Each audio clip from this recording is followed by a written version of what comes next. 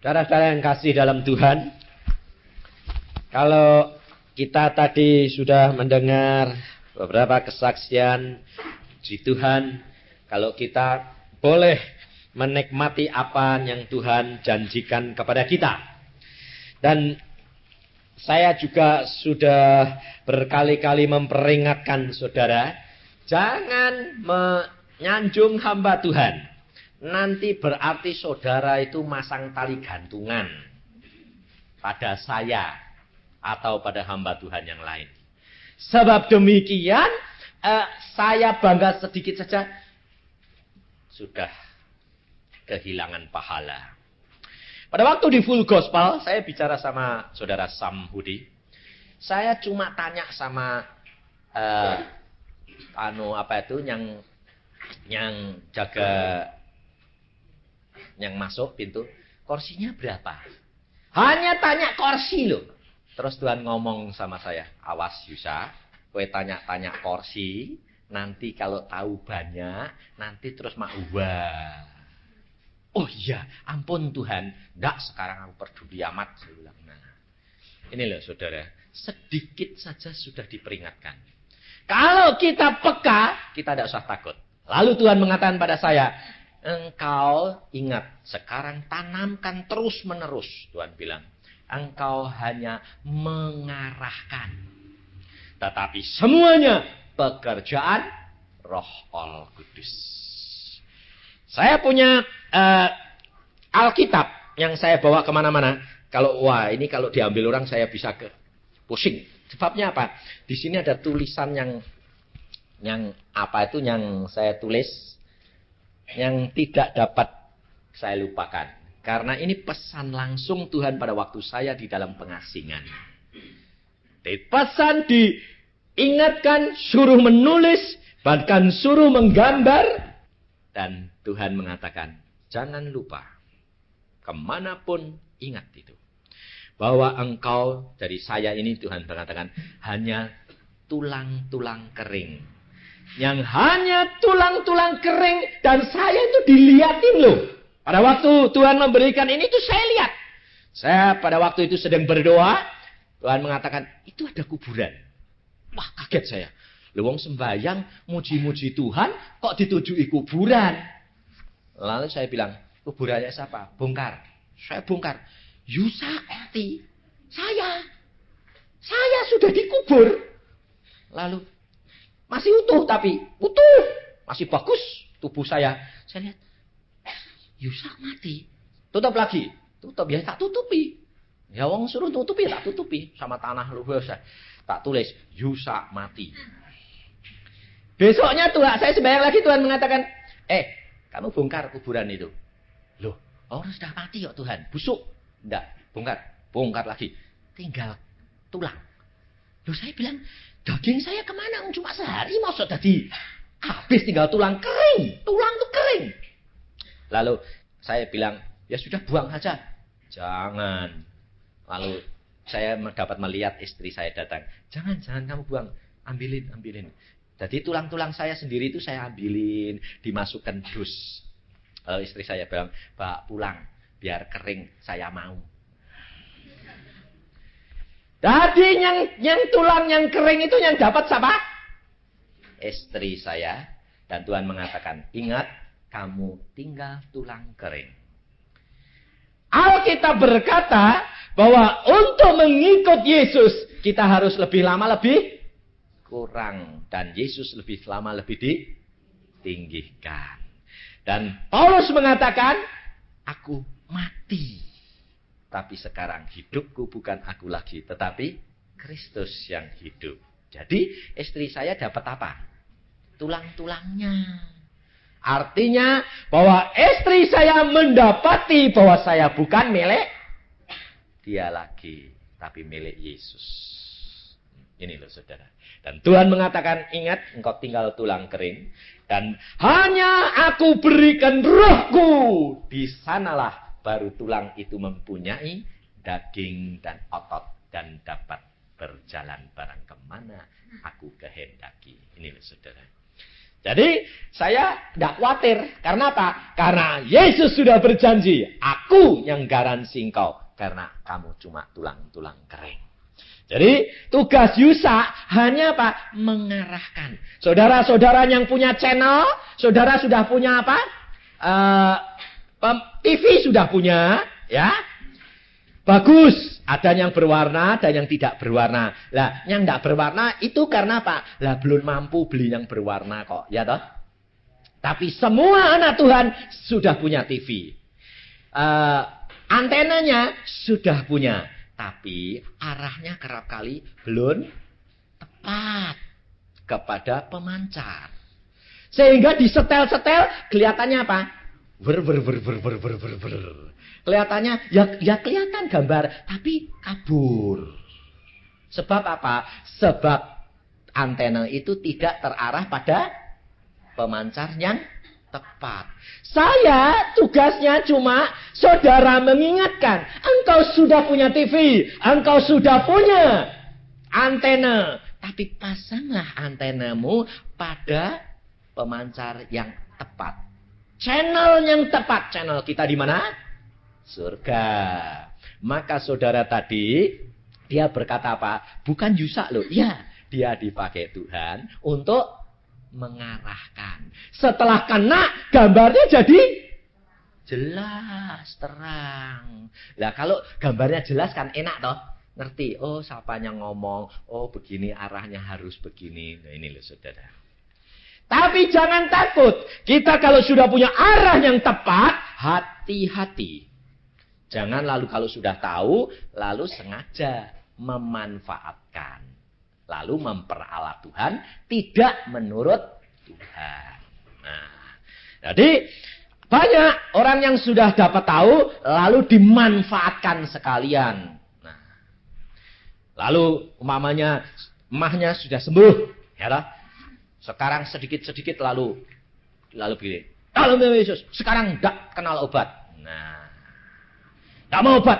Sebab aku sudah punya kuasa sendiri. Itu salah. Nanti dokter Budiono itu tidak laku. Dan dia jadi dokter, itu kehendak Tuhan atau enggak? Kehendak. Karunia Tuhan enggak? Karunia. Tapi kok tidak dimanfaatkan? Lah anak-anak Tuhan semua tidak bisa. Kenneth Hagin sendiri pada waktu dia dipakai Tuhan dengan luar biasa, dia turun dari trap khotbah, jatuh geledek, tangannya putus. Dia bilang, dalam nama Tuhan Yesus nyambung, dalam nama Tuhan Yesus nyambung, tidak nyambung. Lalu dia bilang, kok tidak nyambung Tuhan? Tuhan mengatakan, masuk rumah sakit, operasi. Loh, kuasamu di mana? Tuhan mengatakan, tidak begitu caranya. Tapi kita harus tanya sama Tuhan. Channelnya itu yang tepat. Apa yang saya harus lakukan Tuhan sama ini? Kalau Tuhan mengatakan sembuh, katakan. Itu rema. Tapi kalau Tuhan bilang operasi, masukin operasi. Loh. Jadi hikmat daripada Tuhan itu lebih penting. Kita belajar malam hari ini. Sebabnya mau cepat-cepat. Sebab saya kalau sudah 10 hari ini sudah tak hitung-hitung. Sam, sudah 10 hari loh Sam. Wis tinggal 9 dino. Kepengen mulai. Jadi kepengennya cepat malam.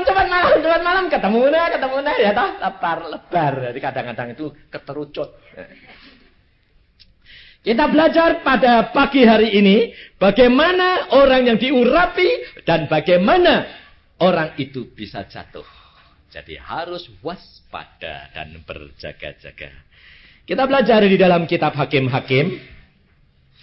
Kita lihat belajar dari Samson, tapi dari arah yang lain. Nah, gitu ya. Jadi Alkitab ini luar biasa. Samson ini dikhotbahkan hamba Tuhan ribuan, tapi tidak ada satu khotbah yang sama. Aneh tak? Itu ajaibnya Tuhan. Seperti hidung kita. Hidung kita ini, coba, macamnya seluruh dunia, ada yang sama enggak hidungnya? Hah? Enggak ada. Enggak ada yang sama. Nah, hidung cuma segini, deh. Cuma hidung kita itu cuma segini. Tapi enggak ada yang sama. Biarpun mancungnya sama, tapi ada yang jengat ke atas, ada yang ke bawah. Itu macam-macam sampai saya kalau ketemu orang saya perhatikan, apa ada toh? Sing pesek ya pesek tapi nggak sama. Satu bangsa pesek semua tapi nggak sama. Ini loh, luar biasa Tuhan itu. Demikian juga firman Tuhan, nggak ada yang sama. Maka dari itu kita belajar di dalam Hakim-Hakim pasal yang ke-14 lebih dahulu. Ini saya petik-petik karena bagaimana Tuhan ngajari saya berikan ya saudara. Dan saya minta dan saya peringatkan. Kalau saudara datang ke tempat kebaktian, apabila saudara tidak berdoa, saudara tidak akan mendapatkan berkat apa-apa dari firman Tuhan. Sebab firman Tuhan ini diberikan kepada orang yang haus. Ya tak? Yang enggak haus, enggak bakal kepengen minum. Siapa saja yang khotbah, saudara harus berdoa. Tuhan, berikan firman untukku, aku haus. Kalau enggak, engkau rugi. Biarpun yang khotbah itu loh orang yang tua, kata-katanya itu ngantuk. Tapi kalau engkau berdoa, kata itu bisa diubahkan menjadi berkat. Ya, tapi banyak anak-anak Tuhannya dek khotbah itu mbok sing iso ndagel ngono lho lah ya ta. Senenge itu lho pelawak-pelawak, bener enggak? Padahal pelawak itu sebetulnya tidak sungguh-sungguh. Bener enggak? Pelawak itu sungguh-sungguh kalau ngomong enggak? Harus benar-benar ada urapan dan itu tergantung saudara. Memang tidak boleh lalu sepanen terus, tidak boleh ketawa. Sebab Tuhan itu lucu. Tuhan itu humor loh. Sampai saya kadang-kadang sampai kepingkal-pingkal. Saya bilang, Tuhan, kok lucu sih Tuhan. Loh, aku tak lucu. Nanti anak-anakku tuh mukanya panjang kabeh. Gak pernah ketawa. Padahal tadi mengatakan firman Tuhan mengatakan apa? Gembira itu obat bagi tulang-tulang. Kita selalu ketawa. Karena apa? Memang senang deh Tuhan. Tuhan tuh lucu kok. Benar. Lucu. Lucunya luar biasa Tuhan. Tapi kalau sudah marah, jangan tanya.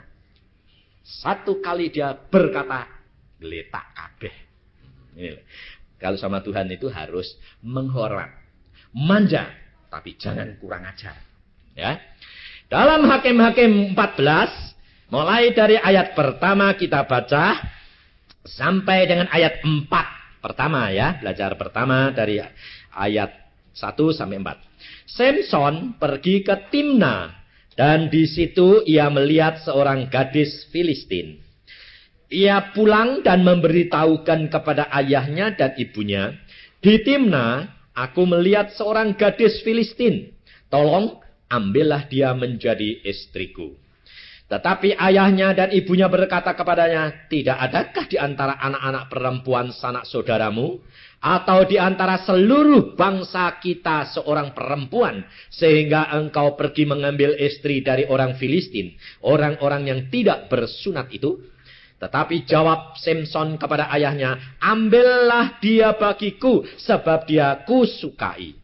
Tetapi ayahnya dan ibunya tidak tahu bahwa hal itu daripada Tuhan asalnya. Sebab memang Samson harus mencari gara-gara terhadap orang Filistin, karena pada masa itu orang Filistin menguasai orang Israel. Kalau saudara perhatikan, Samson pergi ke Timna. Timna itu satu tempat yang namanya aman, damai, sejahtera. Tuh. Timna artinya aman, sentosa, tidak ada gangguan apa-apa. Ya. Samson pergi ke sana, justru dia melihat apa? Seorang gadis.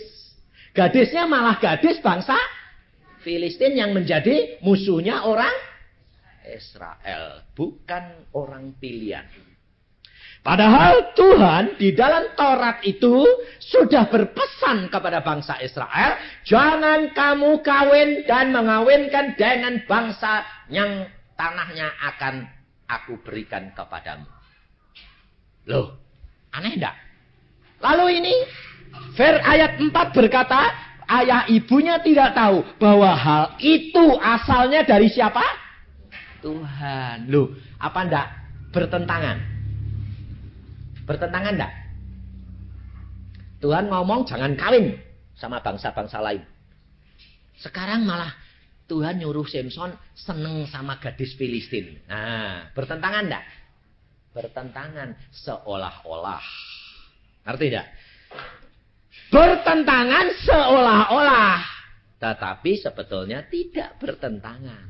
Karena di sini Tuhan cuma mengambil sebagai apa? Contoh untuk mencari gara-gara. Hanya dipakai alat untuk mencari gara-gara. Gara-gara apa toh? Supaya bangsa Israel itu dikembalikan kepada kedudukan semula. Menjadi anak-anak Tuhan, tidak dijajah oleh orang Filistin. Timna artinya aman. Maka dari itu, saudara-saudara perhatikan. Di dalam keadaan yang aman, itu harus malah hati-hati. Tuhan Yesus pesan apa? Apabila orang mengatakan damai sejahtera, aman, tidak ada apa-apa, pada saat itu, maka akan terjadi kedatangan anak manusia yang mendadak. Semua malapetaka akan menghancurkan bumi ini, ya saudara. Pada waktu Nuh masuk bahtera, orang kawin mengawinkan. Aman enggak? Aman, damai sejahtera. Justru di situ sebentar lagi datang apa? Air bah. Ibu-ibu perhatikan. Kalau engkau hidup di dalam damai sejahtera, aman, hati-hati. Hati-hati. Nyatanya hidup keluarga baik, sentosa, suami istri saling mengasihi, anak-anaknya tumbuh, tahu-tahu suaminya kecantol orang. Loh, aman-aman jadi hilang, betul enggak? Lalu udah ada apa-apa, anaknya ganja. Masalah. Lalu ibu-ibu di sini bilang apa? Ya, memang kebanyakan tuh yang jadi masalah itu apa? Anak suami, anak suami, anak suami. Betul enggak? Hah? Ya. Karena ibu yang nanggung toh. Anak suami, ya toh? Tapi sebetulnya apa? Karena ibu-ibu tidak waspada. Firman Tuhan mengatakan, kalau di dalam suasana aman, hati-hati. Berarti kita harus berjaga dan berdoa. Karena kita tidak tahu kapan akan terjadi dan apa yang akan terjadi. Sebab kalau dalam keadaan aman, kita biasanya tidak tekun mencari Tuhan. Ke gereja ya ke gereja, cuma hanya formalitas. Kalau ada hamba Tuhan mengatakan atau teman saudara mengatakan, kamu harus cari Tuhan. Sudahlah, santai-santai saja, tenang-tenang saja. Kue itu loh ribut-ribut persekutuan sana sini, cari gereja sana sini. Hidupmu kayak apa? Lihat aku ke gereja seminggu sekali. Cukup baca Alkitab, gak usah. Tapi nyatanya hidup saya aman, damai. Gak taunya kecantol lah, kapok. Lalu kalau sudah kecantol saya tanya, loh kowe kok bisa kecantol sih? Gak ngerti. Rasanya itu digodok, ditarik gitu loh. Kayak kerbau kalau dicongok. Karena apa? Karena yang nantol itu kuasa gelap. Tapi ibu-ibu tidak siap. Tidak siap senjata, tidak siap benteng. Sudah kadung lembunya dibawa. Kelangan kebu, bingung. Loh, suami-suami itu enggak podo mbek kebu. Loh, yang kerja siapa? Di rumah tanggamu yang kerja siapa? Suami. Yang ngeluku siapa? Suami. Yang nanti hasil-hasilnya yang punya siapa? Istri. Yang kerja siapa? Suami. Kebune. Tapi kasihan kebo itu. Sebab sudah capek malah dipecuti. Ayo toh. Kerja lagi. Bayang. Ya.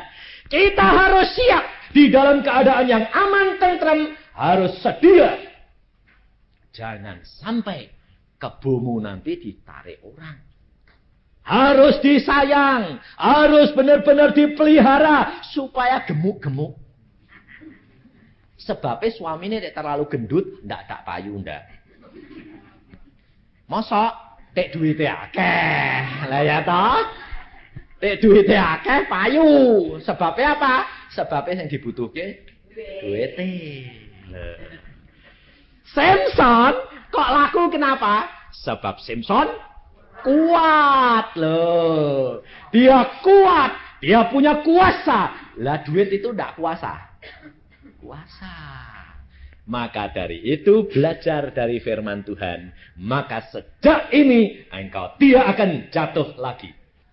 Dan kalau engkau sudah punya berkat yang Tuhan sudah sediakan, maka engkau tidak akan kehilangan. Seperti firman Tuhan tadi permulaan mengatakan, engkau akan naik terus. Tidak akan turun karena itu janji daripada Allahmu. Tetapi hati-hati. Di dalam keadaan yang aman, damai, hati-hati karena singa sedang menanti. Ayat yang kelima, lalu pergilah Samson beserta ayahnya dan ibunya ke Timna. Ketika mereka sampai di kebun-kebun anggur di Timna, maka seekor singa muda mendatangi Samson dengan mengaum. Pada waktu itu berkuasalah roh Tuhan atas dia. Sehingga singa itu dicabiknya seperti orang mencabik anak kambing. Tanpa apa-apa di tangannya. Tetapi tidak diceritakannya kepada ayahnya atau ibunya apa yang dilakukannya.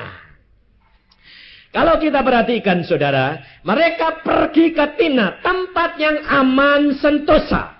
Tetapi ketika mereka sampai ke kebun anggur, loh, datang lagi ke kebun anggur.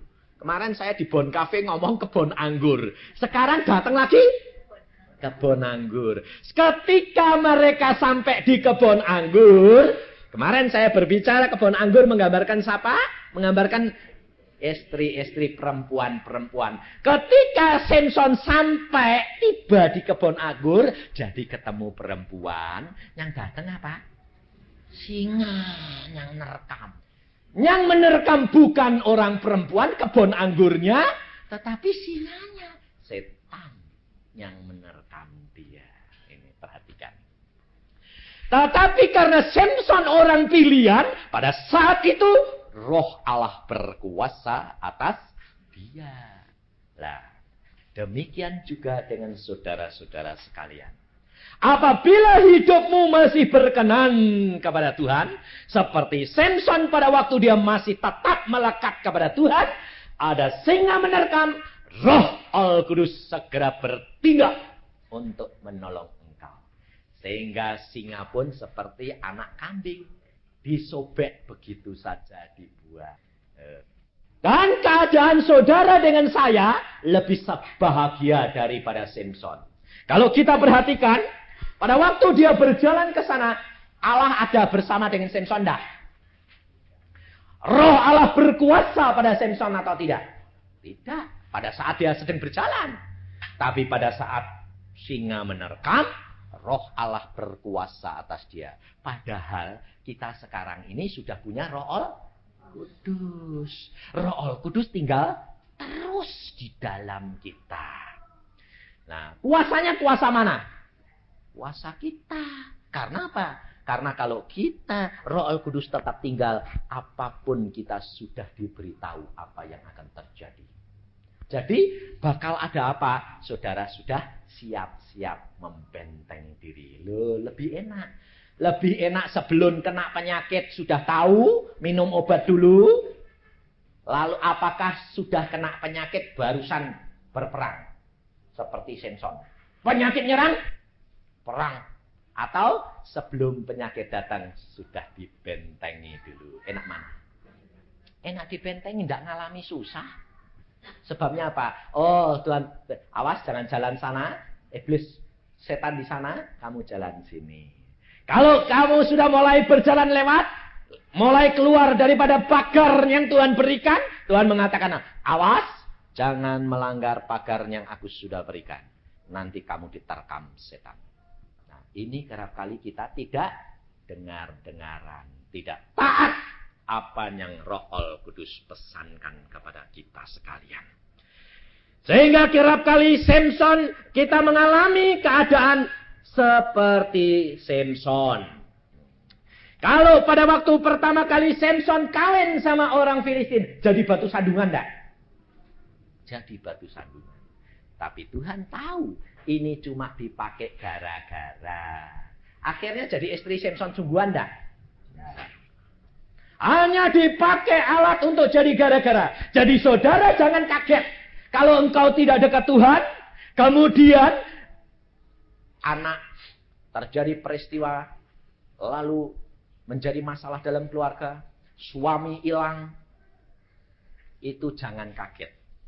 Itu hanya dipakai alat oleh Tuhan, karena Tuhan mau mengembalikan kamu kembali menjadi anak-anaknya yang sempurna kembali. Sebab apa? Sebab Tuhan tahu kamu sudah jauh dari Tuhan. Saking amannya, enak-enak. Tidak butuh Tuhan. Ini. Tetapi bagi ibu-ibu yang sudah aman, hati-hati. Kau harus benar-benar melekat kepada Tuhan. Jangan saking amannya, lalu kesengsem dengan harta benda, dengan segala sesuatu, merupakan ikatan, itu berbahaya. Saya sendiri pada waktu mau datang ke sini, saya dimarahi Tuhan. Saya barusan cerita sama Samhudi. Jangan saudara kira bahwa makanya saya itu tidak merasa saya punya hasil apa-apa. Tidak, itu hasil kerjaan Roh Kudus. Bapak, saya mau datang ke sini, 2 minggu sebelumnya Tuhan tuh sudah bicara sama saya. Dalam mimpi saya sudah dilihatkan. Tuh lihat, Yusa, kamu ribut sama mobil. Loh, saya padahal pada saat itu tidak ribut mobil. Kenapa? Mobil saya itu, CT itu sudah belel, tidak karu-karuan.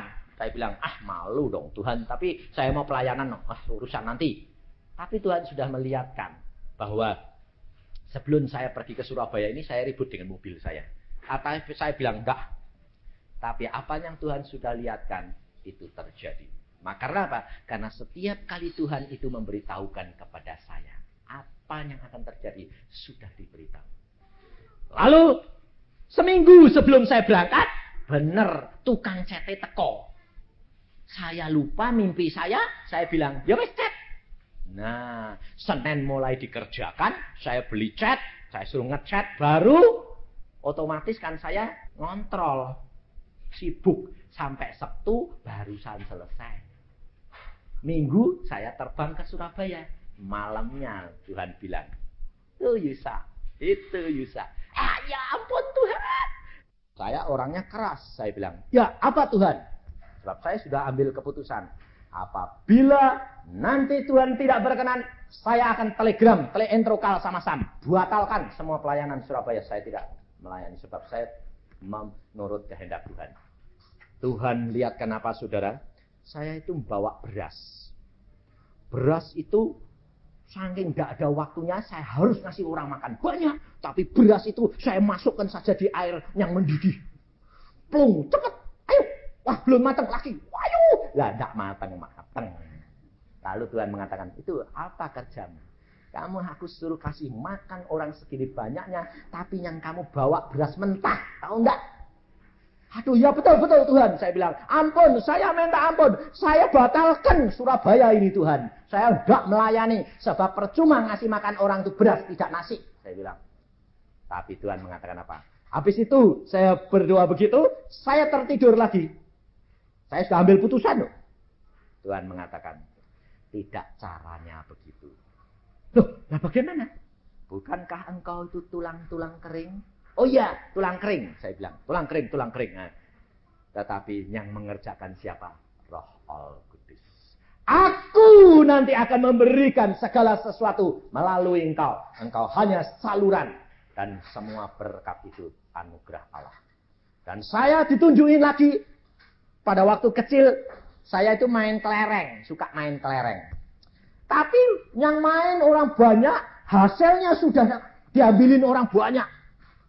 Tetapi saya di situ masih ada 1 biji.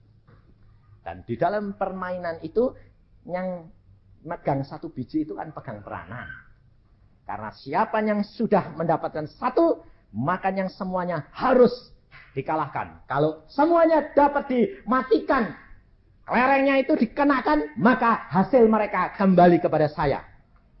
Dan saya dilihatkan, saya lihat, tinggal saya ini cuma punya 1. Tapi mereka sudah punya banyak, harus saya menangkan. Padahal tidak orang 1, banyak. Tapi saya mengatakan, Tuhan, aku hanya punya sedikit. Hanya sedikit, 1 saja. Tetapi bagimu tidak ada barang yang mustahil. Lalu saya arah semua yang milik orang lain semua tuh. Kena semua. Serahin dong sama saya semuanya. Lalu Tuhan mengatakan, ini aku kerjakan untuk kamu. Makanya lalu saya jadi datang ke Surabaya. Saya tidak takut. Karena apa? Pasti Tuhan akan mengatur kemenangan demi kemenangan akan diperoleh untuk kemuliaan Tuhan. Kalau kita, saudara, hidup dengan Tuhan, tidak usah takut. Karena apa? Karena segala perkara Dia yang ngatur. Asal kita hidup berkenan.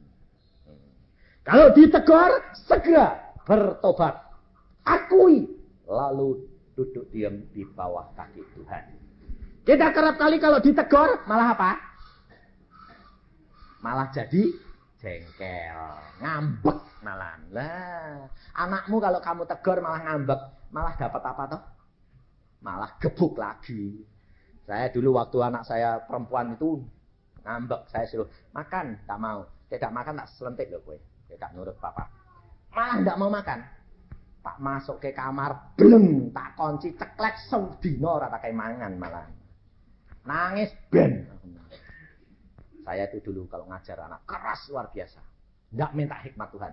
Sekarang, semua itu saya bilang, Tuhan kasih hikmat. Anak saya itu, yang saya ajar perempuan begitu, tidak bisa lupa sampai umur 18. Papa dulu kerasnya kayak gitu. Tidak nurut, masuk kamar, ceklek. Sehari suntuh, tidak dikasih makan, tidak dikasih papa. Bayang. Ini dunia, tetapi bukan Tuhan. Tapi Tuhan harus mengajar dengan kasih. Kasih bukan belas kasihan. Kasih tetapi menurut Tuhan. Itu kasih. Maka kita harus hidup di dalam Dia. Supaya jangan sampai kita terperosok. Pada waktu kita menghadapi bahaya, jangan takut. Roh Al-Kudus akan membela kita. Menolong kita di dalam menghadapi segala perkara. Maka perkaramu, problemmu seperti singa yang mengaum-ngaum itu jadinya seperti anak kambing. Loh, anak kambing itu ganas enggak? Musuhmu yang mengaum-ngaum itu menjadi lunak. Kamu buat apa? Kamu buat apa? Dia nurut. Karena engkau punya kuasa Roh Al-Kudus di dalammu. Jadi jangan takut. Kalau ada masalah problema di luar, engkau katakan, Tuhan, aku sekarang sudah sadar. Aku sekarang sudah tahu caranya bagaimana menaklukkan segala kuasa gelap itu. Hanya dengan kuasa Roh Al-Kudus. Tetapi firman Tuhan mengingatkan kepada kita di dalam surat Rasul Petrus, 1 Petrus pasal yang ke-5, ayat yang ke-7 dan 8. Supaya kita tahu bagaimana kita ini harus bertindak. 1 Petrus pasal 5 ayat 7 dan 8. Serahkanlah segala kekhawatiranmu kepadanya, Tuhan.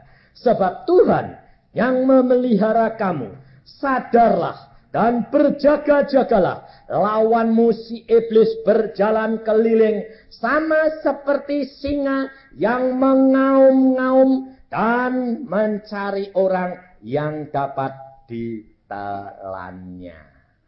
Jadi kalau orang Kristen itu kena pencobaan, ditelan setan, ditelan sama singa, salah siapa? Salah singanya? Hah? Salah sendiri karena kamu keluar dari jalan Tuhan. Setan tidak akan dapat masuk ke jalan Tuhan. Sebab Tuhan suci, dia tidak berani. Tetapi saudara yang hidup di dalam kesucian dan kekudusan, saudara keluar dan saudara diterkam oleh singa itu. Maka firman Tuhan di dalam ini dikatakan, lawanlah dia dengan apa? Iman yang teguh. Iman yang teguh. Sebab kamu tahu bahwa semua saudaramu di seluruh dunia menanggung penderitaan yang sama.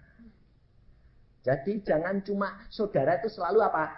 Iya, orang lain tuh seneng. Saya ini loh susah. Asal ketemu orang ditanyai, bagaimana kabarnya? Susah. Kenapa susah? Kamu sudah punya segala-galanya. Iya susah. Suamiku hilang, anakku ganja. Susah loh. Semua manusia punya kesusahan yang sama. Jangan engkau kira bahwa Yusa tidak punya kesusahan. Punya. Yaitu apabila tidak menurut Tuhan. Kalau keluar sedikit saja dari garis, Tuhan bilang, awas. Oh iya, saya bertelut lagi. Ampun ya Tuhan, ampun Tuhan. Perkara apapun, Tuhan itu sebetulnya sudah berbicara kepada kita. Tetapi kita yang tidak peka. Karena apa? Kerap kali channel kita tidak menuju kepada penyiar Roh Al-Kudus. Dia itu penyiar kerajaan surga. Dia memberitahukan setiap kejadian dan setiap masalah yang akan kita hadapi. Tetapi kalau kita peka, kita akan dapat melawan dan membentengnya. Mengapa Samson dia jatuh? Sekarang kita lihat di dalam Hakim-Hakim 16. Ayat yang keempat. Sesudah itu Samson jatuh cinta. Kalau yang ayat 14 tadi, Samson apa? Hah? Ayat 3 akhir. Ambil dia bagiku sebab dia ku sukai. Jadi kalau yang pertama dia cuma suka. Yang kedua, Samson jatuh cinta. Nah, kalau orang jatuh cinta itu berarti sudah terikat. Saudara bisa jatuh cinta sama barang enggak? Bisa. Ibu-ibu jatuh cinta sama masakan bisa enggak? Bisa. Sama makanan bisa enggak? Bisa. Sama mobil bisa enggak? Bisa. Ini loh. Kalau engkau sudah mulai jatuh cinta, itu hati-hati. Sebab saya tidak bilang engkau bakal jatuh cinta sama suamimu. Enggak. Sebab suamimu sudah jadi milikmu, pasti cintanya tambah luntur. Saya garansi kok 90% di sini ibu-ibu. Cintanya enggak tambah lekat, tapi tambah jauh. Benar 90% di sini, saya terus terang. Saya enggak mau bohong. Cintanya sama suami, coba diukur. Cintamu pada waktu kamu pertama ketemu, kawin, bulan madu, sama sekarang cinta mana? Jujur coba. Berani bilang, cinta sekarang. Enggak toh? Enggak, terus terang yang enggak itu jujur malah ngomong. Yang lain tuh dalam hatinya, iya. Tapi malu. Itu kenyataan ya saudara. Tapi engkau coba tanya istri saya. Loh ini saya terus terang. Istri saya kerap kali tanya. Loh kamu sama suamimu? Enggak tahu tuh. Tambah lama tambah cinta. Wong sampai kadang-kadang tuh dia bilang. Aku ini kok gregetan delok kowe. Loh kenapa kok gregetan? Tambah lama tambah kepingin. Cedak terus kepingin ngambungi terus. Wah! Lah aku bilang gini. Itu tandanya kasih. Loh. Cinta itu meningkat terus. Itu kenyataan loh. Sehingga hidup kita itu kayak pacaran terus. Anak-anak tuh sampai bingung. Mama kayak papa sudah kumpul. Sudah jejeran gitu. Kok yang orang pacaran baik. Oh sudah tua loh pak. Loh ben toh. Tua ya ben. Nah tua kan umurnya. Muda terus kok saya bilang. Sebabnya apa? Kepingin kumpul terus itu. Luar biasa Tuhan itu. Selalu itu rasanya itu kayak kumpul tuh senang. Wong saya itu kalau di Bandung mau pergi kemana istri saya itu ngintil terus. Loh kok udah di kerjaan? Saya bilang, mbok kepengin elu terus kok ini. Wah, gitu.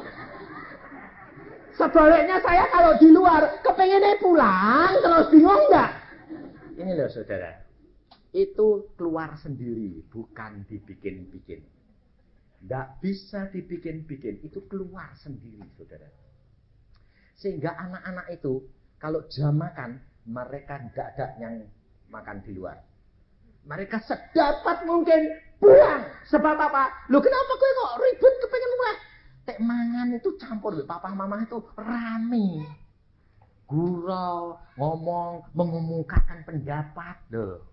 Anak-anak itu jangan, orang tua ini, anak-anak itu jangan ditakut-takuti. Malah kalau anaknya sudah mulai dewasa, umur 15-16, itu kan sudah musim pacaran. Wah, orang tuanya bilang, kalau ngomong sedikit, tadi loh, aja ngomong pacaran-pacaran, saya cilik. Kalau saya enggak. Tadi udah sekolahan. Wah, rame Pak. Temanku itu seneng mbek sebelah. Wah, terus Ki. Wah, dia malah cerita. Yo terus terang. Kowe ya melu seneng toh. Wong ndeke kembange. Ya, terus ya tak godho. Lah, carane piye? Gini, malah tak ajari. Sehingga orang anak-anak ini sering mengemukakan masalahnya kepada orang tuanya. Enggak tedengaling, enggak disimpen-simpen. Oh, kowe nek seneng tak ajari carane ngene. Tapi nek sudah tak ajari, dia senang, tak tutup dengan apa? Tapi tanya Tuhan, itu jodohmu ra? Nah, mak kletek. Dene mulai sembayang. Nek gak jodone ya rugi. Wis mbok uber-uber ora jodohmu, percuma. Nah, gak jadi lagi. Makanya sampai sekarang belum ada yang punya pacar. Belum punya, semua tiga-tiga belum punya. Saya bilang, kenapa kamu belum punya? Saya takut dan saya bilang, Tuhan, berikan aku yang terbaik dan pilihkan aku yang terbaik. Jadi nggak mau sendiri. Karena apa? Karena menurut Tuhan lebih dari segala-galanya. Dia lihat kehidupan ayah ibunya. Saya mengatakan, kalau engkau ditunjuk Tuhan, seperti bapakmu ditunjuk, itu pacarmu, itu calon istrimu, engkau akan mendapatkan yang terbahagia. Seperti papa dan mama yang alami. Masalah boleh datang, gelombang boleh ada, tetapi tetap kita sampai ke pelabuhan dengan damai dan sejahtera. Dan engkau menikmati semua. Sehingga menjadi moto mereka, tanya Tuhan, berjalan dengan Tuhan, bersama dengan Tuhan, dan Tuhan yang menunjukkan segala-galanya. Ini saudara. Lalu Samson jatuh cinta kepada seorang perempuan dari lembah Sorek. Namanya Delila. Lah, lembah Sorek. Sorek itu artinya kebun, memilih kebun anggur. Sorek artinya memilih kebun anggur. Samson jatuh cinta kepada apa? Delila. Ternyata nama Delila artinya apa? Tambah lama tambah layu. Yang dipilih dia jatuh cinta di kebun anggur, tetapi ternyata anggurnya itu hanya hidup sekejap. Tapi setelah itu layu. Apa yang didapat Samson? Karena dia tidak tanya-tanya sama Tuhan. Apa yang didapat Samson? Mata Samson hilang. Dicungkil. Karena Tuhan mau menyatakan engkau buta.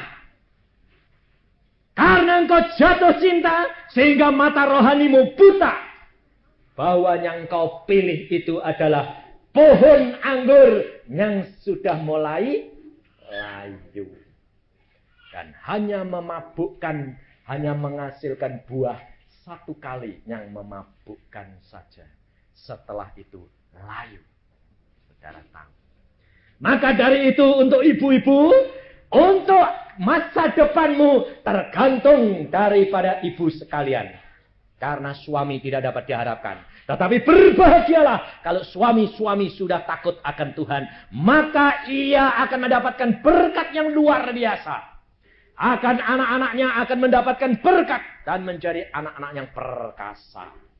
Tetapi kalau suami-suami belum, tergantung daripada ibu-ibu. Bagaimana ibu melekat kepada Tuhan sehingga dapat membawa suamimu kembali ke dalam posisi yang Tuhan kehendaki, menjadi anak-anak Tuhan, sehingga berkat Tuhan itu melimpah di dalam keluargamu.